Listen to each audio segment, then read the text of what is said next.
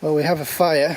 Woo, doggy. Russian backpack that I included in your kit this month. In the description, I told you I was gonna teach you how to tie the shoulder straps and how to secure those so that it could turn into a backpack, right? Well, I kind of lied. Woo, doggy. Woo doggy! Huples Cat coming to you with a review of the 20022 Apocabox, back in the red. I'm going to quickly open it and then I'm going to demonstrate some of the stuff that Creek's also going to demonstrate so you can see how he demonstrates it compared to me. This is my trusty Bear Grylls knife, and the only point of having a knife for most preppers is to open boxes.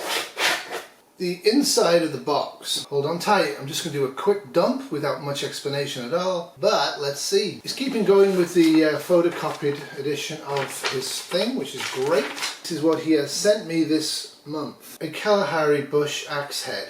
Not sure if I need one. A solar sphere kit. No idea what that is, but apparently it's exclusive to Apocabox. Woo, that got really hot on my finger really fast. Woo, doggy.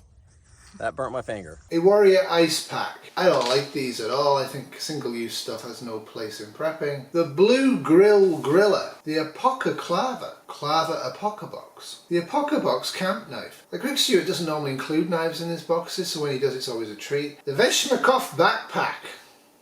Otherwise known as the Apocabox Russian Veshmakov Backpack. Do you have a look at this stuff? This is junk to me, going in my med boxes. This is a sphere kit. I can tell you right away, he's actually added in some cordage to keep the top of this sealed, and he's given me a spare one of these because he had really thick ones but a smaller cut to fit the top of this. So I'm guessing now this is what this is for. And I flamed it. I just did this with a blowtorch and flamed it to give it a really nice look and feel. You can see the leather patch is right down in the hole here. And of course that keeps the contents down in the bottom of this custom wooden cylinder. And then woven through these pre-drilled holes is paracord in an X shape to kind of keep everything in place. And of course inside of there is what makes the magic happen. Will I use this? A lump of wood screwed together with a blade in it and a Kalahari axe. This kind of reminds me of somebody.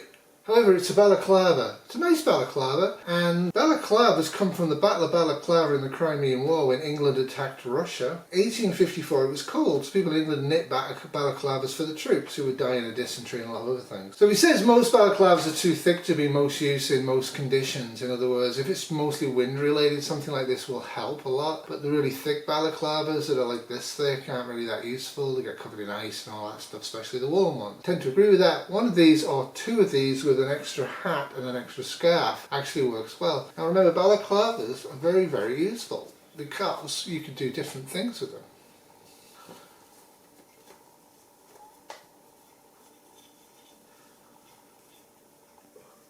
Double for smoke.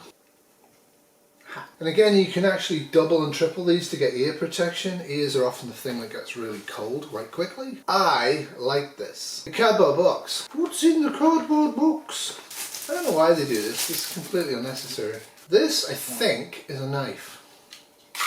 This is a knife. This is a plastics Kydex sheath. Not sure how stable that would be in the environment. You would be putting a thin belt through that. What make is this? Okay, there's no make on this, and there is an Apocabox sign, so this is probably a Mora or a Chinese imitation Mora. How well would it last in the field? I don't know. A couple of things about it. The grip is really nice. I like this grip. It's quite firm and soft and kind of fits my hand. Most grips are a bit small for me because I'm kind of fat. I do like the guard here.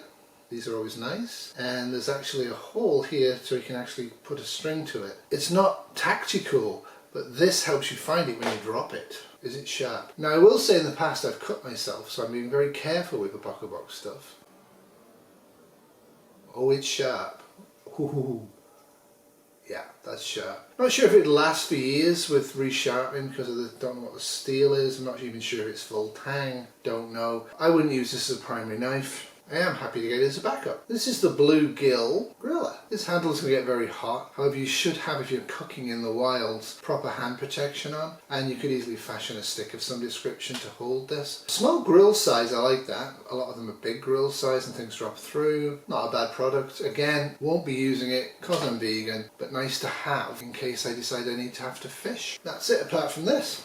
It's a big canvas bag upside down. It's got a little pouch on the front no free gifts in it, and a little button to fasten it. So again, I wouldn't put anything into this pouch you're not prepared to lose, because things will bounce out, especially if you use it. It's a fairly decent sized backpack, maybe 15, 25 litres. Okay, the straps on it. This is the straps. So clearly from this is the way around it goes. But how do I wear it? For this. Let's see what Creek recommends, and I'll show you what I come up with. In the description, I told you I was going to teach you how to tie the shoulder straps and how to secure those so that it could turn into a backpack, right? Well, I kind of lied. So I'm actually going to teach you a little trick, and I'm going to challenge you to figure out how to do it yourself. But once I show you this rope trick, you should be able to figure it out. All right, so it'll be a fun little challenge for you. So I've got this little piece of rope. This is just a piece of jute twine, all right? So imagine this is your shoulder straps, that big loop on your Russian daypack. All right, now watch what I do. I am going to use this to tie a lark's head or a cow hitch. All right, watch what I'm going to do. I'm going to take this. I'm going to go down with this loop.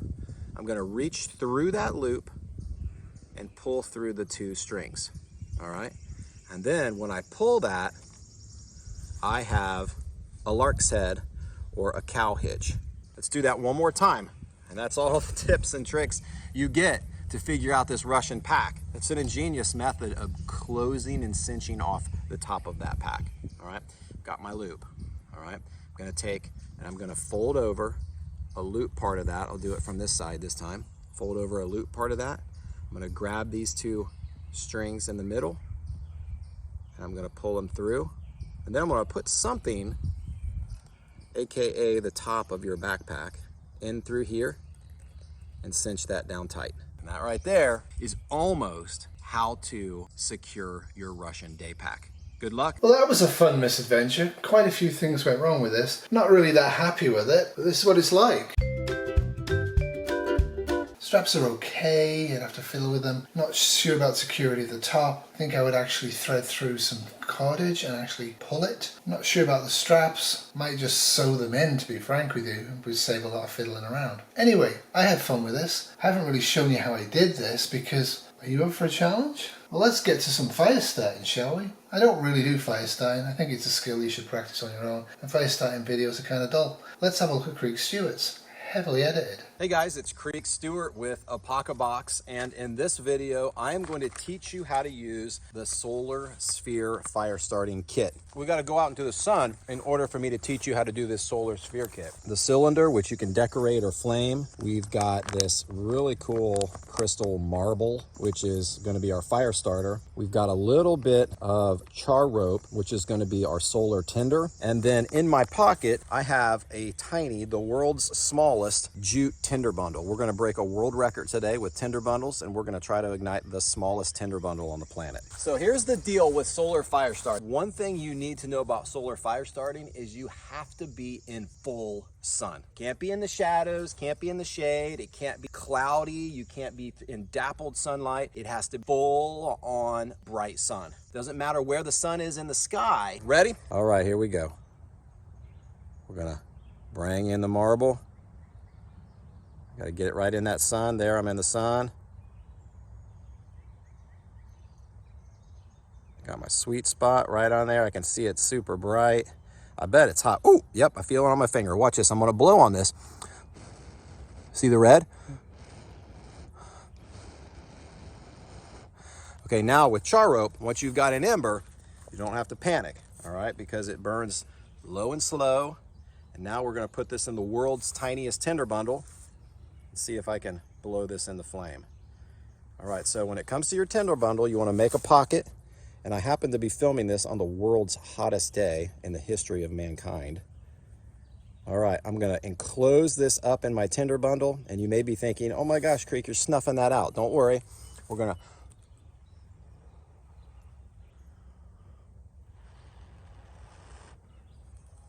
there it is. A master class with the Solar Sphere.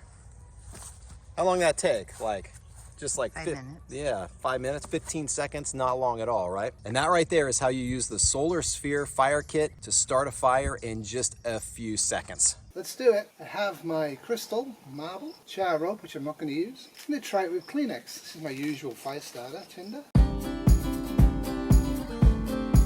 I have the cold compress in case I burn myself. I have the sun. I have no clouds.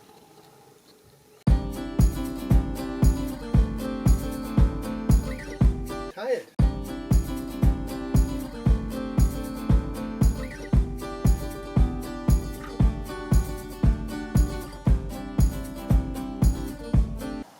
Not a success. This is Apocabox. Sent me this a while. It's supposed to have jute inside here. This is my new knife. Cuts well. Okay, we'll try some of his tinder. Charcoal rope. Alright, let's try it.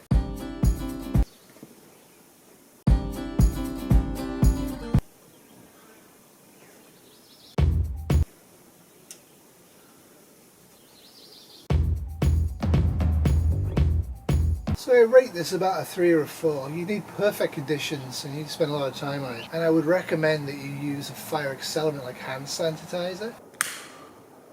Recommended way. The charcoal rope is actually a great idea. This would eventually, with a lot of work, become a fire. I would prefer to carry Bix.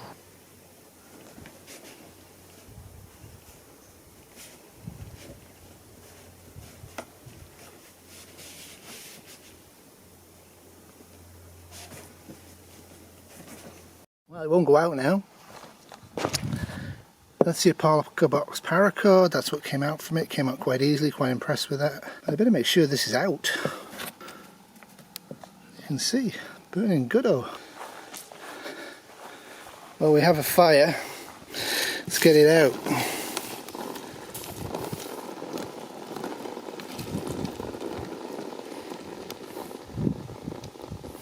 Always look on the back side of fire, it'll still be there. Put up by my trusty feet, but I'm going to make sure that's very well wet. That's it for me on this very, very sunny day at the start of a new forest fire. The cherry is sensibly keeping cool away from the sun production 2022.